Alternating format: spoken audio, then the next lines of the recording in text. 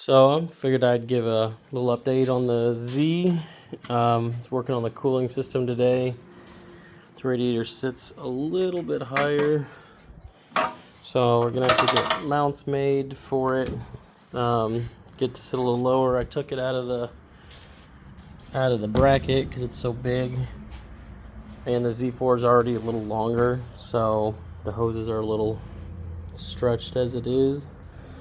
So I'm gonna end up making a bracket for the intercooler, the radiator, and then I'll have a condenser from a 335i, which is the same as the 335d, which should sit from here to here, I'm pretty sure. I think it's like a shorter one rather than the big guys, which should do fine. It's a little interior. It's not that big, so it doesn't need much cooling. AC lines line up. At least that one does. Obviously the stock one, so I think it'll be these two, which one will be running. I'll have to look into it. But yeah, I mean, easy enough, I'll figure. So yeah, so it's gonna look kind of like that. And then the intercooler, this side's plugged in. That side clamp is over there. Still gotta throw it on. I'll do it when I end this video. When I end this video, I'm gonna plug in this AC line, take that AC system out. I'm getting rid of the heat shield over here. So remove some of that. So I'm gonna try to get a Euro 330D F30 harness, because the DME box on that one sits over in this area versus the 535D US harness sits over here. So I'm gonna have my buddy confirm if I can use that harness or not. If not, I'll just unplug all that, move it all over, move it over here, try to get it all in the DME box. I was using a voltmeter trying to get the pinouts looked at, because some of the pinouts say you gotta, like somebody said, like this blue connector is just for emissions, but it's not. It's got the starter solenoid on it, which is right there. So I'm just trying to figure out what's emissions and what's not and delete all the emissions bull crap. Got the exhaust off. I got a downpipe on the way from Lewis that's heat wrapped, so that's why I can get rid of all this. I have a drive shaft from a DCT Z4 coming. So that's the same 105 mil diameter Guibo as the 8HP70 that's in it. And then, like I said, I'm getting really close. So after the drive shaft's done, I also ordered an 8HP Z4 shifter and shroud, the factory unit that goes in there.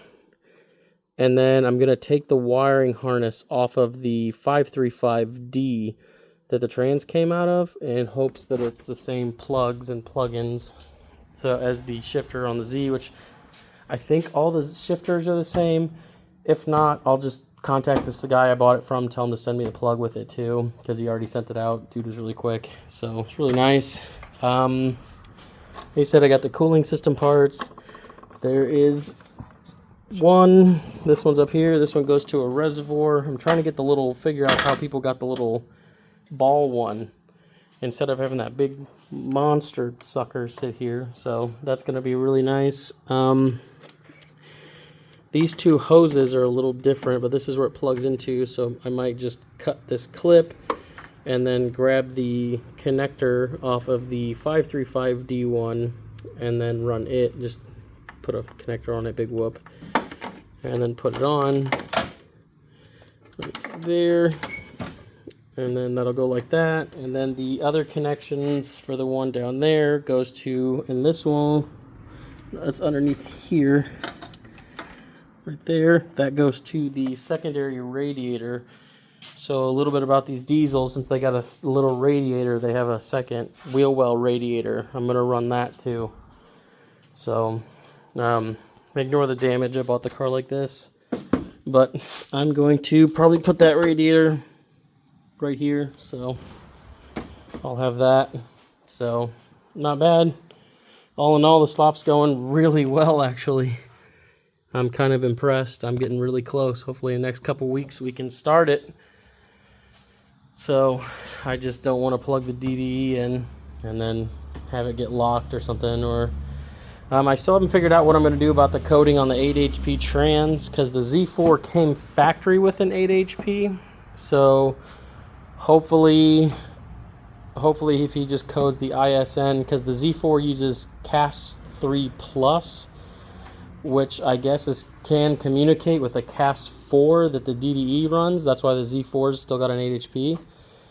And then I had an MSV780. There's an 80 on this car, which uses PT CAN, so which the diesels always use an older style CAN bus communication, I guess.